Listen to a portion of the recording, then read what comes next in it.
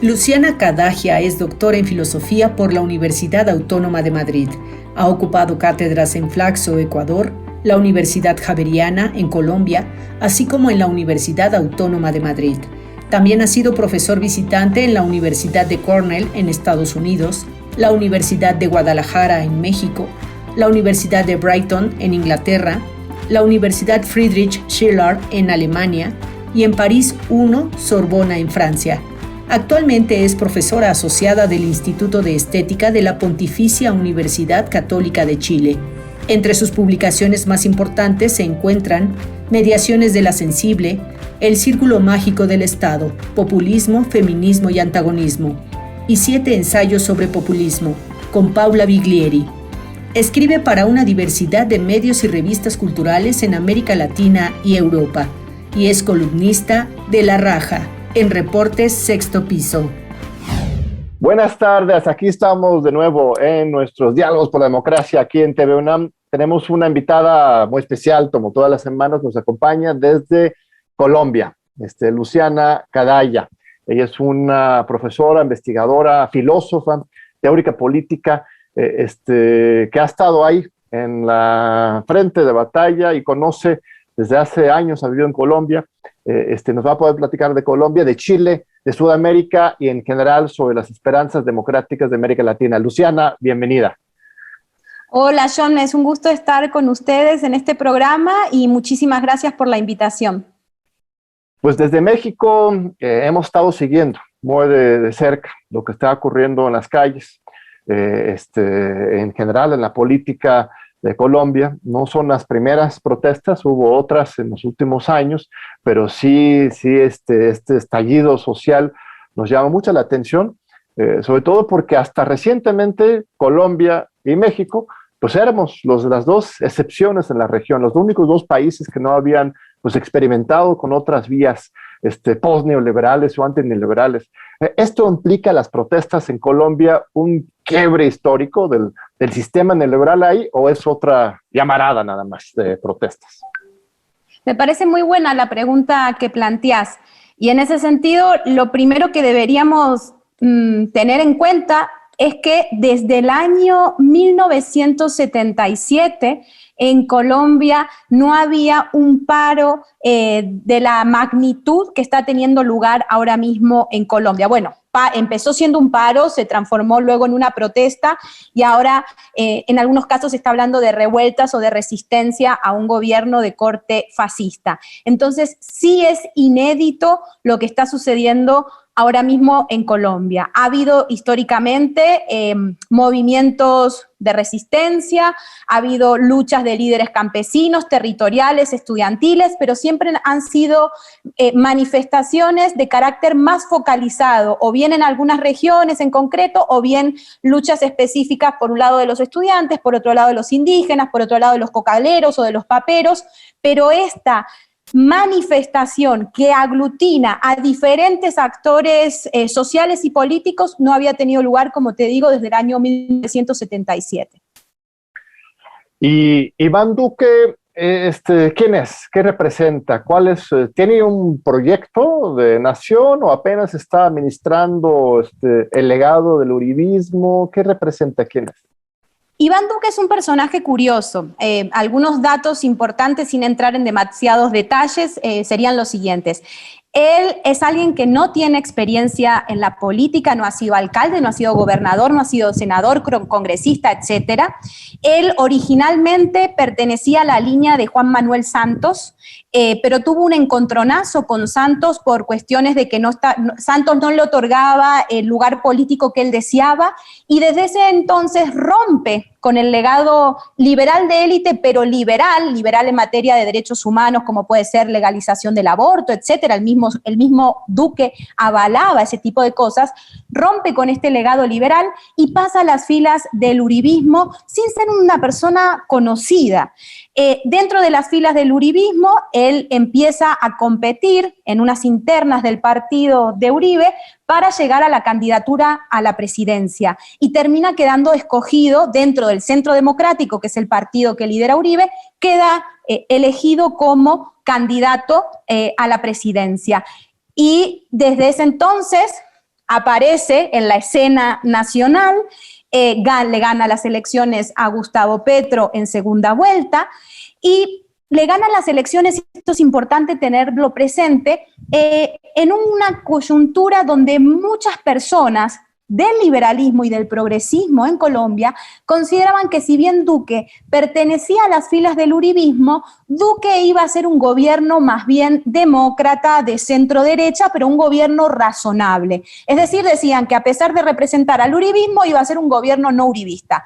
Los que entendíamos el contexto histórico y el papel que tiene Uribe en el centro democrático y el papel que tiene Uribe en el Estado colombiano, sabíamos que no iba a ser así. Es decir, sabíamos que Duque iba a seguir la agenda de Uribe. Y eso es lo que Iván Duque ha estado haciendo desde que asumió como presidente. Lo primero que hizo fue destruir los acuerdos de paz a los que había llegado el gobierno de Santos.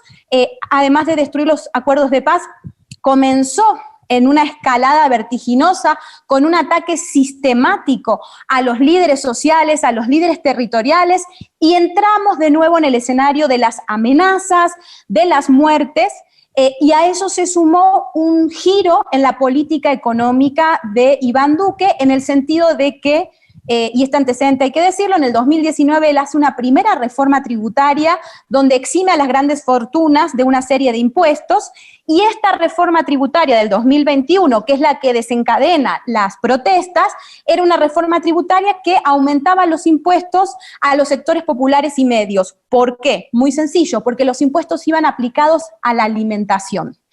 Entonces, son varios flancos a la vez, ¿no? Romper el acuerdo de paz, comenzar con la lógica de persecución sistemática a la oposición política y, en segundo lugar, unas medidas económicas completamente regresivas para las clases medias y populares del país. Muy bien. A ver, vamos por partes. Los acuerdos de paz. Los acuerdos de paz son de 2016. Se firman los acuerdos, se somete a un plebiscito. Uribe hace una campaña muy agresiva, muy fuerte en contra del aval por medio del plebiscito a esos acuerdos de paz, gana su no a los acuerdos. Sin embargo, aún a pesar de eso, la guerrilla, las viejas fuerzas militantes de izquierda, pues al final de cuentas, si estoy leyendo bien, pues ellos de todos modos se conducen por la vía pacífica, aunque los acuerdos estén para atrás. La guerrilla sí cumple, incorporándose a la vida civil, pero el otro lado pues no cumple por lo que estás diciendo. ¿Es una lectura correcta eso? Regrésanos al 2016 y ¿por qué se descompuso cuando el mundo estaba celebrando, ¿no? este gran acuerdo 2016 que iba a ser un momento nuevo en la historia de Colombia? Sí, creo que hay varias cuestiones importantes ahí. La lectura efectivamente es correcta. Solo haría unas pequeñas precisiones, ¿no? En primer lugar, lo que es importante tener presente es que, y yo apoyé y sigo apoyando la estrategia de Santos de los acuerdos de paz, pero no hay que olvidar que ha sido una estrategia en cierto sentido miope. ¿Por qué? Porque fueron unos acuerdos de paz de élite, es decir, la élite liberal más demócrata colombiana es la que negocia con las guerrillas, y mientras genera esa negociación no hizo una campaña de concientización social para que la ciudadanía colombiana entendiese lo que había en juego con esos acuerdos de paz y pudiera en el plebiscito votar a favor de la paz, sino que fue todo un tratado de élite que no contempló el escenario popular. Eso es lo primero a tener en cuenta. Ese plebiscito, sin una campaña a nivel nacional que pudiera acercar a las sensibilidades populares que no necesariamente están politizadas, le sirvió a Uribe como coartada para renacer como fuerza política. Hay que recordar algo, todo es muy complejo, pero lo intento decir de manera sintética. Juan Manuel Santos pertenecía al partido político de Uribe. Siendo una figura de élite demócrata, sabía que el uribismo era el único lugar en el que él podía hacer algo. Él fue ministro de Interior de Uribe y él llega a la candidatura a la presidencia y gana las elecciones en Colombia en el primer mandato como alguien nombrado por Uribe. Lo que pasa que esa era una estrategia digamos, de genio del ajedrez, en donde Santos lo que quería era tener la mano de Uribe para llegar a la presidencia y luego soltársela. Y eso es lo que hizo. Ese soltarle la mano a Uribe por parte de Santos, lo que generó fue un ahogamiento de la figura de Uribe como referente político. Y curiosamente, Uribe ya estaba en horas bajas y fue el escenario del plebiscito el que lo reactivó como una figura política, porque Uribe es un genio político y él supo, obviamente él creó una sensibilidad en contra del acuerdo de paz, no tanto por el hecho de decirle a la gente vaya a la guerra, ¿no? Sino por el hecho de que creó significantes confusos. Es decir, a un sector popular le decía que si se hacían los acuerdos de paz, los guerrilleros iban a cobrar un salario básico, mientras que uno tenía que trabajar, el guerrillero no iba a trabajar. Que si se hacían los acuerdos de paz, la cartilla homosexualizadora del país iba a convertir a tu hijo en una disidencia sexual. Y este tipo de consignas que nos causan risa son las que funcionaron para que Uribe creara un escenario de rechazo a no tanto de nuevo a los acuerdos de paz, sino a lo que supuestamente esos acuerdos de paz iban a significar en la ciudadanía colombiana, ¿no? Entonces, se pierde el plebiscito y aún así Santos sigue adelante, eso ya embarra un poco el proceso, pero cuando se hace efectivo el acuerdo de paz, en ese preciso momento el gobierno y las guerrillas cumplen, es decir, el gobierno de Santos sí cumplió. O sea, los acuerdos de paz, aún a pesar de que el plebiscito los echó abajo, sí son vigentes hoy, se implementaron y son vigentes hoy, legalmente o no. Sí, legalmente sí, lo que pasa es que están entorpecidos, embarrados, es decir, la JEP sigue existiendo, la JEP es la organización que se iba a encargar en términos jurídicos de la implementación de los acuerdos de paz, se crearon un montón de instituciones alrededor de ello, es decir, en términos legales sí sigue existiendo el acuerdo de paz, porque además estaba sujeto los acuerdos a muchos compromisos internacionales del Estado colombiano, que el Estado colombiano durante el gobierno de Duque no quería romper esos acuerdos institucionales porque se traducen en cuestiones económicas. Entonces, legalmente siguen existiendo, lo que pasa que fácticamente los fueron embarrando en distintos frentes al mismo tiempo. Y el más radical de todo es el empezar a asesinar a los excombatientes. Así es. Y esto ha ocurrido con Duque. O sea, estos últimos años han sido años de acoso y de violencia constante en contra de estos excombatientes que ya han depuesto las armas y que están apostando a la vida civil, ¿correcto? Exactamente. Y junto a la persecución de los excombatientes, bajo esa excusa, también empezaron a asesinar a líderes campesinos, sociales, territoriales, es decir, gente que simplemente en una determinada comunidad estaban organizando a las personas para cultivar papas o para crear cocinas comunitarias o para defender la tierra de territorios, es decir, estamos hablando de gente muy pacífica que está siendo asesinada ahora mismo en Colombia. ¿Por el gobierno directamente o son guardias blancas? ¿Quiénes están ejerciendo esta violencia y protegidas por quién? Claro, esa pregunta es muy buena porque históricamente el barroquismo, y en México se conoce mucho, el barroquismo tiene su lado bueno pero también su lado malo. El gobierno colombiano históricamente ha sido muy barroco en ese sentido. ¿Por qué? Porque no es que ves a la policía o al ejército disparándole de manera directa a esos líderes, sino que la violencia pareciera ser como una especie de mal difuso y abstracto que fuerzas oscuras que no se terminan de precisar son las que actúan. Entonces, lo que se suele decir, lo que siempre se ha dicho es que son asesinados por paramilitares. Pero lo que sí es cierto es que, primero, que el paramilitarismo fue organizado por el gobierno de Uribe, y en eso los nexos están explicitados. Y en segundo lugar existe una fuerza que se llaman las Águilas Negras, que es una fuerza que está dentro del Estado, que es la que se encarga primero de enviar las amenazas a los líderes. Son amenazas por escritos, en un lenguaje agresivo, muy propio de las dictaduras militares del Cono Sur, por citar algunos ejemplos, pero que siguen operando en Colombia. Entonces son amenazados primero por escrito y luego aparecen las típicas motos con dos sujetos anónimos que asesinan a esas personas. Y perdona que me extienda en esto, pero es súper importante entenderlo, que la diferencia o la ruptura en el teatro del mundo con respecto a lo que pasaba hasta antes del estallido social y lo que está pasando ahora es lo siguiente. Ahora sí, el Estado se ha sacado la máscara, o mejor dicho, el Estado uribista, en el sentido de que ya los asesinatos los está produciendo a la luz del día, sobre todo las fuerzas policiales y cierto sector del ejército que es afín al uribismo. Esa es la gran diferencia. Ya no mandan a fuerzas oscuras a asesinar, sino que son directamente las fuerzas del Estado. Las fuerzas paramilitares siguen asesinando, pero quienes son los protagonistas ahora son las fuerzas del orden, ¿no? Sí, eso es muy importante, porque señala, se habla de cierto agotamiento de un viejo esquema de construcción de control social, y este desenmascaramiento, aunque es muy brutal e inaceptable, puede simbólicamente, históricamente implicar que estemos llegando a un punto de quiebre.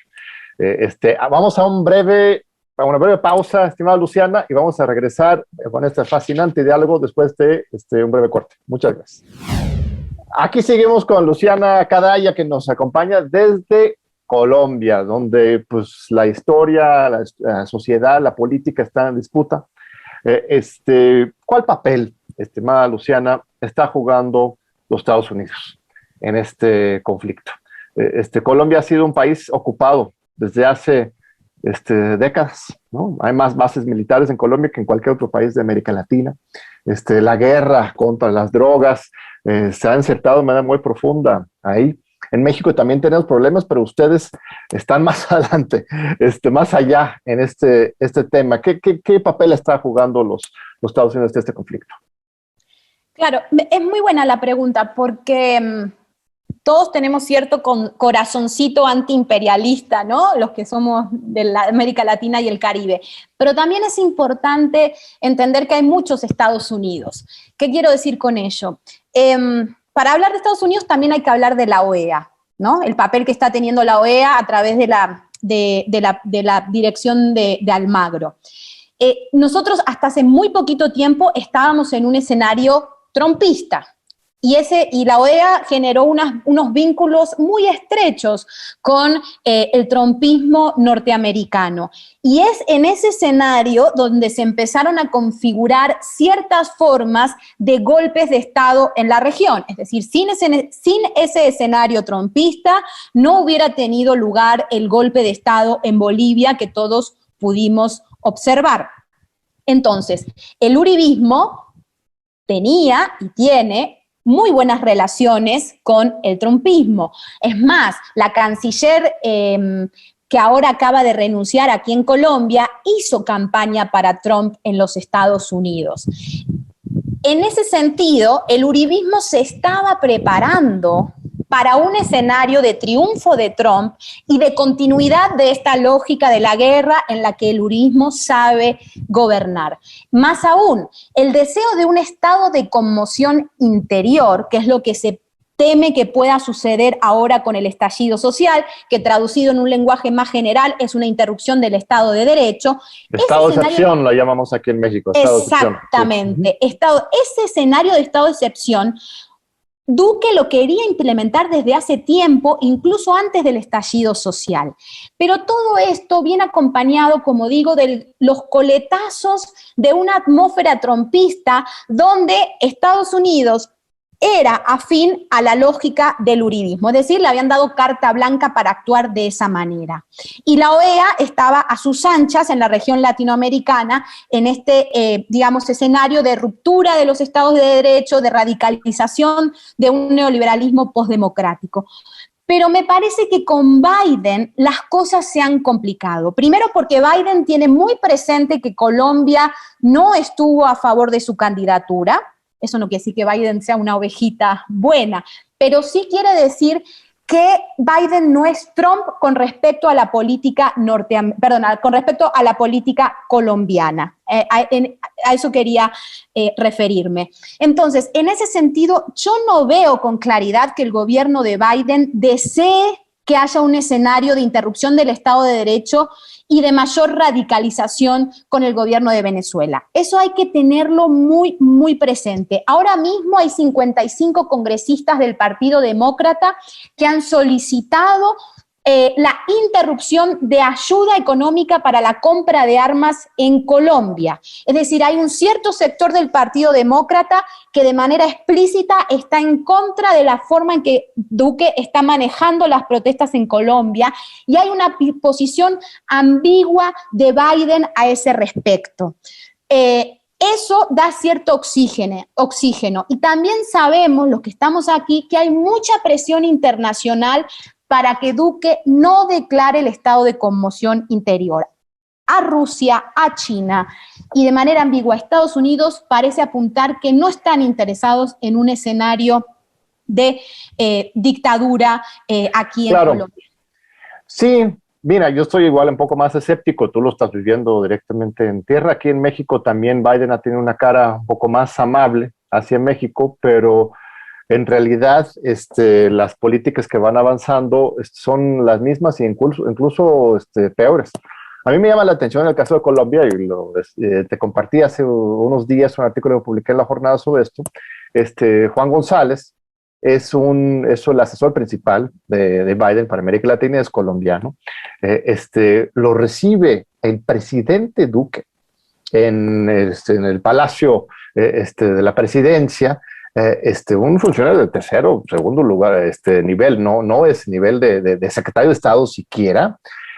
Unos días antes de la declaración de esta reforma fiscal tan retrógrada, que ahorita tenemos más a detalle, como ya estabas exponiendo, y después no hay una condena enérgica ni de la OEA ni del gobierno de los Estados Unidos. Ahora sí me queda claro que está fuera de control, nadie le gusta este escenario. Duque ya se está viendo mal, pero eso no implica que los Estados Unidos no estén ahí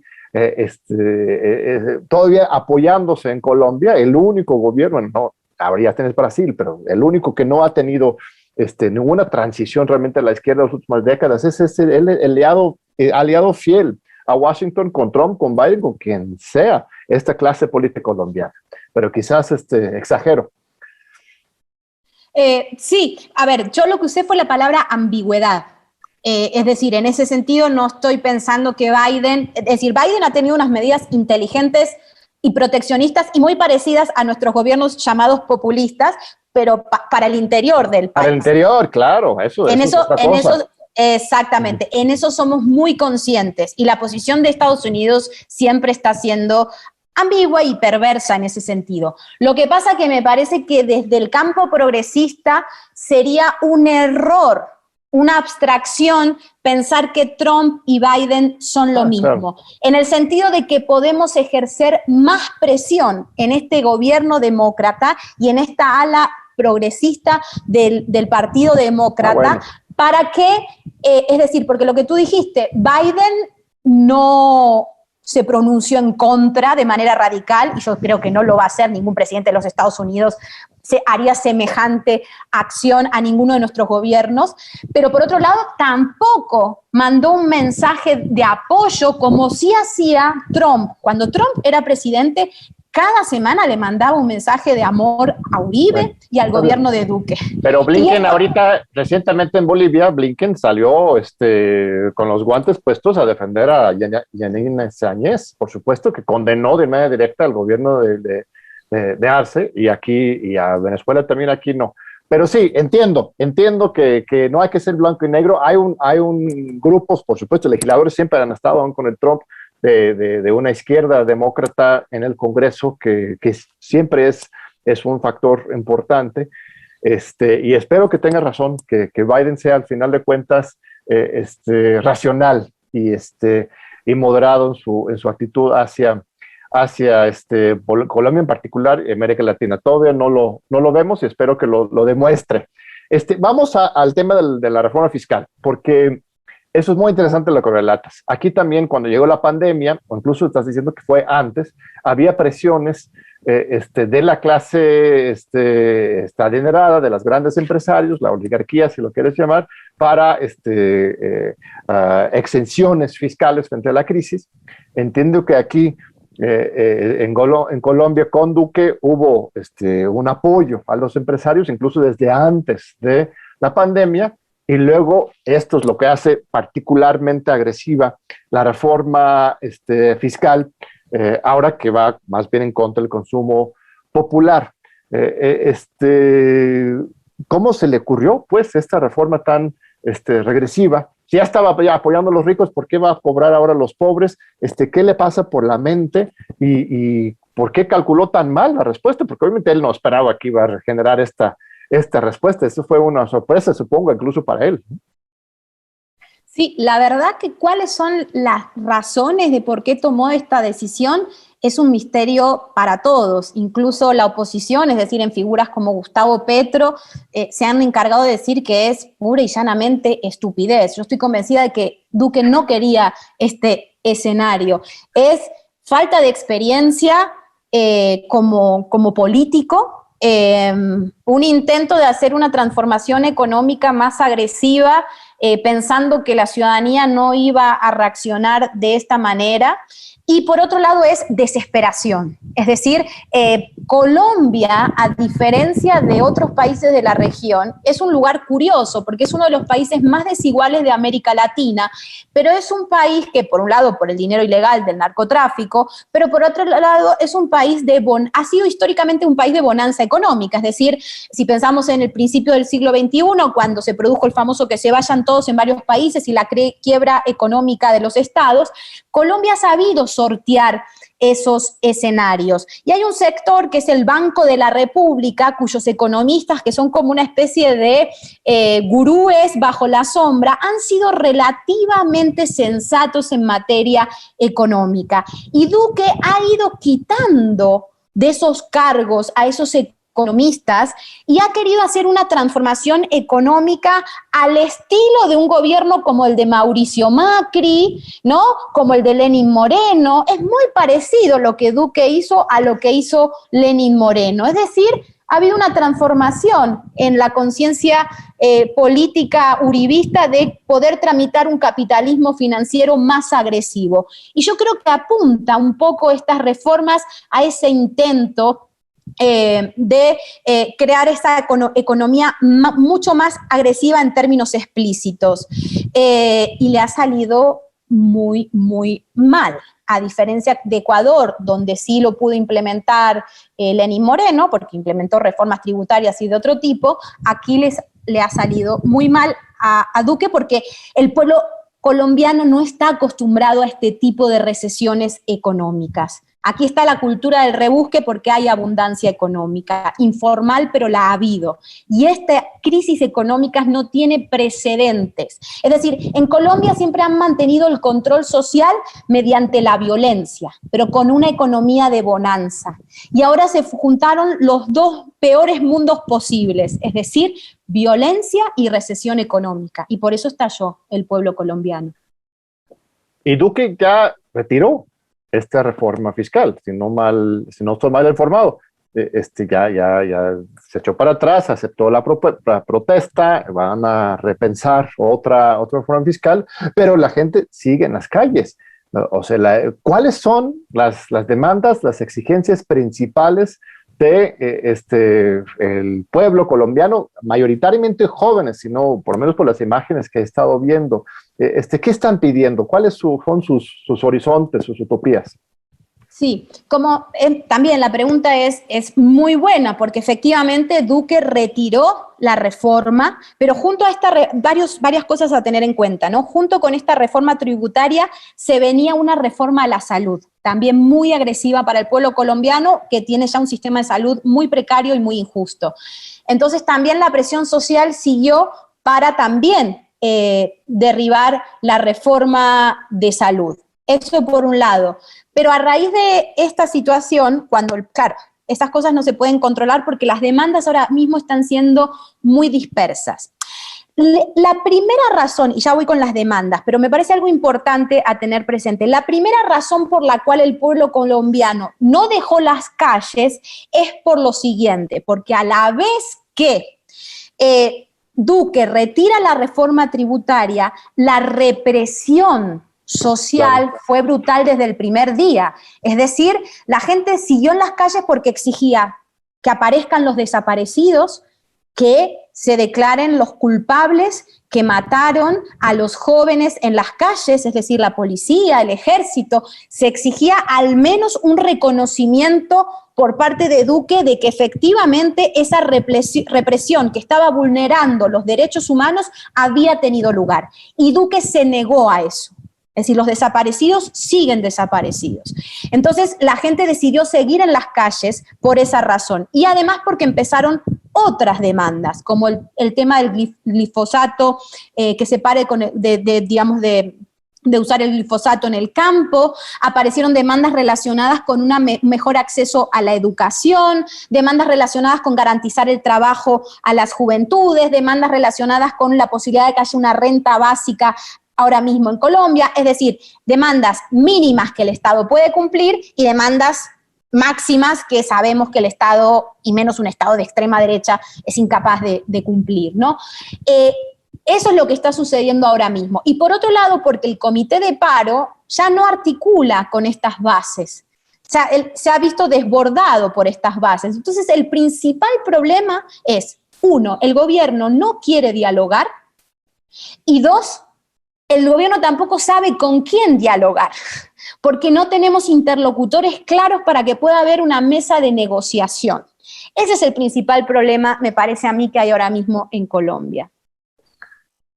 Me suena como una gran oportunidad, en cierto sentido, de construir nuevas corrientes y acciones políticas, porque después de tantas décadas de los dos polos, ¿no? Las FARC y el gobierno de derecha, de repente está surgiendo pues algo mucho más ecléctico y mezclado, y que de ahí puede surgir pues algo realmente muy positivo. ¿No tienes optimismo al respecto del desenlace final? Yo soy optimista, de hecho mis escritos sobre lo que está pasando han sido optimistas en ese sentido, porque lo que te decía, desde el año 77 no había esta capacidad organizativa del pueblo colombiano, por un lado, por otro lado el pueblo colombiano perdió el miedo, y en tercer lugar, el mundo está viendo que el uribismo es un gobierno de facto, incluso antes del estallido social, porque este asesinato sistemático ya estaba teniendo lugar, solo que no lo tenía en las grandes capitales, y solo que el mundo no le prestaba demasiada atención, o al menos los medios de comunicación y cierta sensibilidad progresista, y ahora sí. Entonces, en ese sentido estamos viviendo, en términos psicoanalíticos, lo real aconteció, lo real apareció.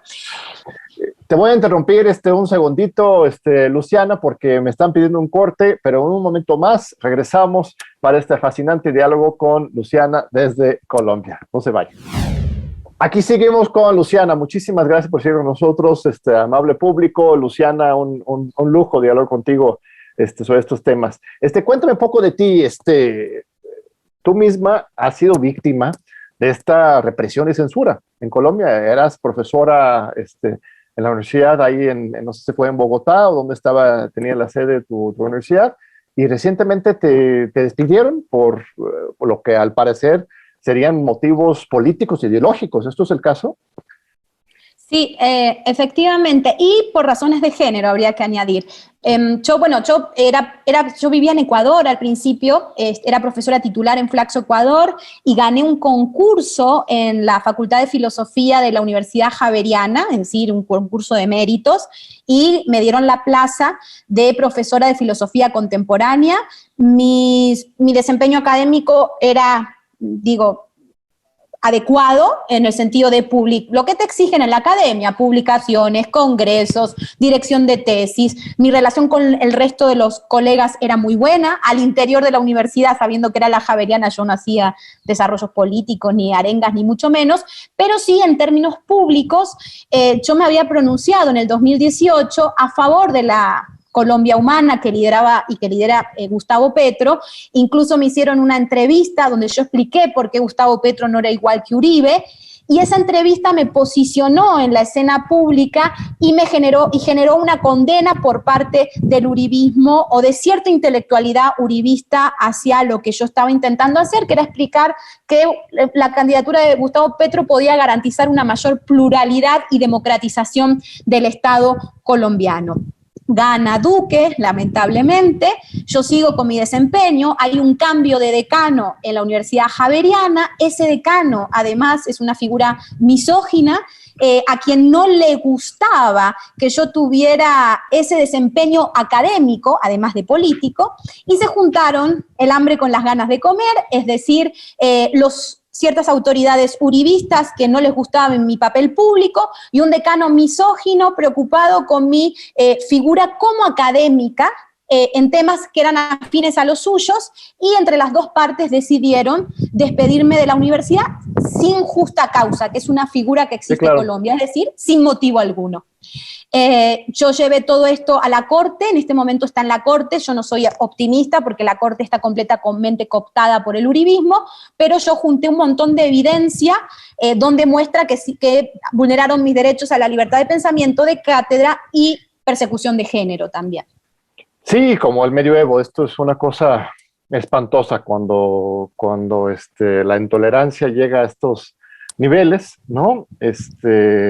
Habla del carácter del régimen. Ahora ya eres profesora en Chile, bueno, desde Colombia a distancia. Cuéntame un poco de Chile, porque ahí tuvimos una situación pues muy similar hace un par de años, año y medio, protestas masivas, también dentro de un contexto de una estabilidad política derechista en que de repente la nueva generación sale, exige más, el gobierno responde con represión, se genera un nuevo constituyente y ahora este domingo pues el desquite, no una victoria absoluta, pero una victoria bastante clara para las fuerzas progresistas a favor de avanzar políticamente en Chile. Cuéntame tu análisis de eso de Chile y después si Colombia podrá seguir en ese camino o no. Sí, es que yo llevo insistiendo desde hace un par de años que hay dos grandes imágenes para América Latina. No digo que sean los únicos países, pero hay dos grandes imágenes, ¿no? Por un lado, el triunfo del neoliberalismo en Chile a través de una experiencia de dictadura militar, el pinochetismo. Esa es una gran victoria de la derecha. Y por otro lado, la otra gran imagen de triunfo del neoliberalismo es Colombia, donde sin haber habido una interrupción del Estado de Derecho, se pudo garantizar una disque democracia neoliberal. Yo creo que son dos de los lugares más salvajes desde hace muchísimas décadas, sin imaginarios populares, donde ha tenido lugar el triunfo del neoliberalismo. Y no es casual que tras el estallido en Chile tuviera lugar el estallido en Colombia. Parece que hay algo del inconsciente de la época que nos está hablando de un agotamiento del neoliberalismo y que sus epicentros están en crisis. Y en ese sentido, lo que tú decías, lo que acaba de suceder en Chile inspira a Colombia, ¿no? Porque nunca las relaciones son mecánicas y causales, es decir, un estallido social no tiene por qué conducirte a una experiencia de izquierdas o progresista, pero sí estamos encontrando ciertas similitudes en lo que acaba de suceder en Chile y lo que puede llegar a suceder en Colombia el año que viene, que son las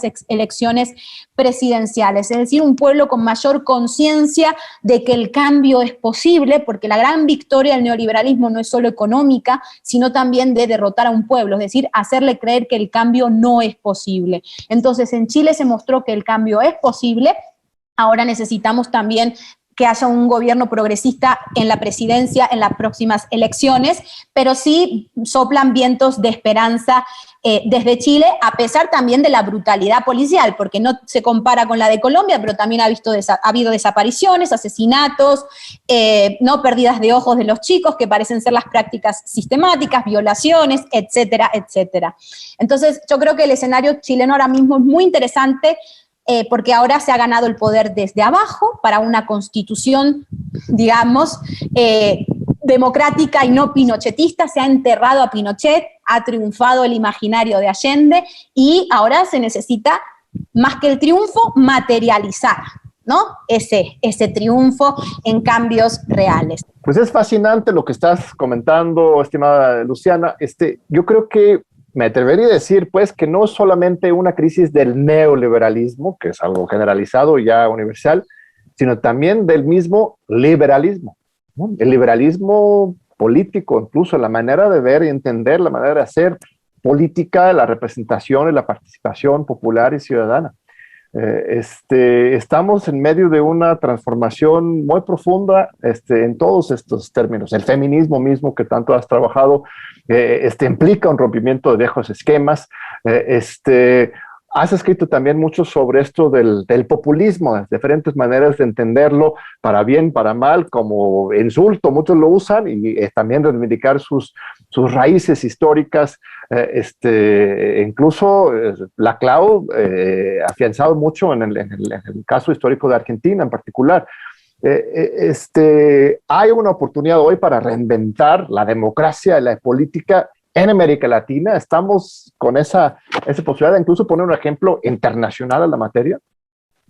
Sí, creo que hay varias cuestiones en lo que decís y estoy completamente de acuerdo. En primer lugar, me parece que hay una crisis del ethos liberal, es decir, cierta concepción de la democracia como democracia del consenso, donde cualquier forma de disenso política automáticamente es estigmatizada, la idea de que la democracia simplemente se limita a un procedimiento de expertos, esa comprensión que ha sido hegemónica de la democracia por parte de un ethos liberal que ha también sido, digamos, afín a esta lógica neoliberal, ¿no? Sería importante estudiar estas mutaciones entre el neoliberalismo y ethos liberal, multiculturalista, etcétera, etcétera, que incluso ha dado lugar a feminismos de élite, ¿no? Y muchas otras cosas paradójicas. Yo creo que todo eso está en crisis, es decir, la sensibilidad del centro, que es en la que se ha caracterizado este ethos liberal, en la que intenta también apartarse de la extrema derecha, también está en crisis. Es decir, estamos en un escenario de transición donde lo político, y en eso coincido con Chantal Mouffe, vuelve al centro de la escena nacional en Colombia, regional y también mundial. Creo que estamos atravesando una nueva época. No sé si nosotros vamos a ver en qué se va a convertir, quizás moriremos en esa transición, pero lo que es cierto es que parece abrirse en este campo en disputa en la región y en el mundo, parece abrirse dos escenarios posibles. O bien esta politización nos lleva a una radicalización de la extrema derecha, o bien nos conduce a la posibilidad de experiencias de repúblicas más igualitarias, de corte feminista, ecologista y con una lógica de los cuidados que replanteen no solo al neoliberalismo, no solo al liberalismo, sino también al patriarcado como estructura psíquica que nos gobierna y que es transversal a las izquierdas y a las derechas, ¿no? Entonces, en ese sentido, creo que estamos en un momento interesante. Y me parece que todos nuestros esfuerzos tienen que ir hacia la cuestión de pujar hacia estas experiencias de repúblicas más igualitarias y feministas, y es en ese sentido y en esa clave que yo pienso al populismo, porque si nosotros estudiamos cómo se han desarrollado los populismos de Lázaro Cárdenas en México, Getúlio Vargas en Brasil, Perón en Argentina, que son los clásicos, pero también los populismos en cierta Cuba prerevolucionaria, en países andinos como Bolivia o Ecuador, nos damos cuenta de que fueron experiencias de mayor institucionalidad plebeya. Y es ahí donde a mí me interesa poner el acento, en la institucionalidad plebeya y en una imaginación política para todos, ¿no? Y ahí lo digo en lenguaje inclusivo. Claro. Ahí es donde yo veo al populismo actuar.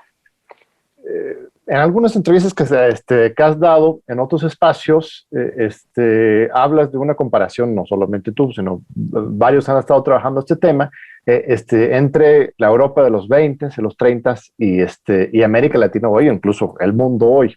Esa disyuntiva que mismo estás poniendo en la mesa entre el fascismo y una democracia participativa, una democracia democratizante, como dice nuestro maestro Boventura. Si ubicas el mundo en un punto de quiebre tan importante como hace 100 años. Sí, efectivamente.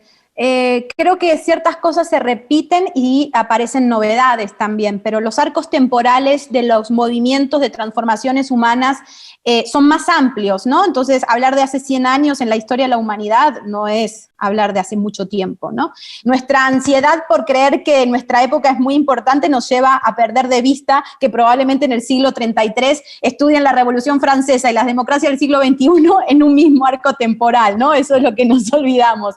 Entonces, en ese sentido, sí. Solo que veo, quizás me equivoque, ¿no? Pero me parece que ahora mismo el significante que está en disputa y por el que tenemos que pelear es el significante libertad. Es decir, o bien la libertad entendida como, porque la extrema derecha es el término que reivindica, la extrema derecha está abandonando la idea de democracia y está asumiendo una idea de libertad postdemocrática, donde la libertad coincide con la no interferencia, con el despojo y con una idea muy ramplona de hacer lo que quiera en un gesto de pulsión de muerte. Y creo que los que venimos de las experiencias de la izquierda, de los republicanismos plebeyos, necesitamos reactivar la idea de libertad en un registro igualitario, en un registro de institucionalidad, de mediaciones, de feminismo, de verdadera igualdad, de otra relación con la naturaleza. Creo que ahí es donde se está jugando muchas cosas. Necesitamos desde la izquierda, desde el progresismo, imaginar una idea de libertad que pueda ser capaz de materializar un mundo distinto, es decir, la libertad política de la que hablaba Maquiavelo, no la libertad negativa de la que hablaban los liberales. Por ahí voy. Sí hay una oportunidad, porque no, justamente la Guerra Fría supuestamente entre los sistemas de la libertad y los sistemas de la igualdad, los generosos, o del autoritarismo, los que querían descalificar aquel sistema, y en este mundo del siglo XXI, pues sí, se abren esas posibilidades para disputar ese sentido de libertad y generar nuevos sentidos y nuevas palabras, nuevos conceptos. Yo creo que es buen momento para aprovechar para hacer un pequeño anuncio de esta nueva revista que lanzamos desde la UNAM hace apenas unos 10 días, en que Luciana participa como muy distinguida integrante del comité, del consejo editorial de la revista Tlatelolco, que hemos lanzado desde la UNAM, que justamente busca ser un espacio para estos debates de pensamiento crítico, reinventar la democracia para nosotros, para los pueblos de América Latina, y generar esta discusión y debate muy plural, porque somos muchos que estamos diciendo eso, pero enfoques muy distintos, y luego no nos comunicamos, o luego las trincheras y las separaciones también son fuertísimas, ¿no? Entre las escuelas de la izquierda, los feministas, los tatistas, los movimentistas. Tienes esperanza de, no solamente desde Revista Tlatelolco, sino en general en América Latina, vamos a poder generar una, no sé si es unidad, pero una articulación de este nuevo proyecto libertario, como dices.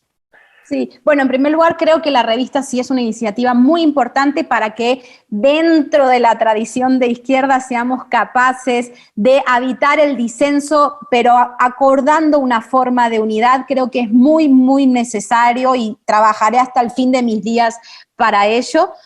Por un lado, esa cuestión, y por otro lado, creo que necesitamos una mayor articulación de un campo popular que está muy fragmentado en diferentes luchas políticas. Creo que es necesario construir eso, y creo que es necesario desde el concepto de la libertad, porque como vivimos una época que se ha materializado en una especie de neoliberalismo y etos liberal, donde la idea de libertad era importante, de sentir que eres libre al actuar, eso está muy introyectado en las subjetividades contemporáneas. Entonces, si uno genera imágenes o propuestas que tiendan a hacerle experimentar a esa subjetividad que pierde esa libertad que incluso es imaginaria, ni siquiera es material, estamos en un problema. Entonces hay que tirar de ese hilo, de esa subjetividad y conducir pedagógicamente hacia una transformación del concepto de libertad. Y aquí me hago eco de algo que sí estoy de acuerdo que dice Gustavo Petro,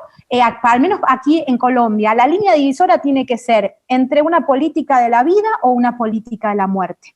Y Muy creo bien, que la palabra política de la vida nos tiene que poder articular a las autonomistas, a las feministas, a las zapatistas, a los de AMLO, los del kirchnerismo, los de la izquierda más convencional y digamos, atada a la lucha de clases y el fin de la propiedad privada, etcétera. Nos tiene que unir la idea de que posiblemente estamos yendo hacia la autodestrucción de la humanidad. Y a eso nos conduce la extrema derecha. Muy bien, política Luciana. de la vida.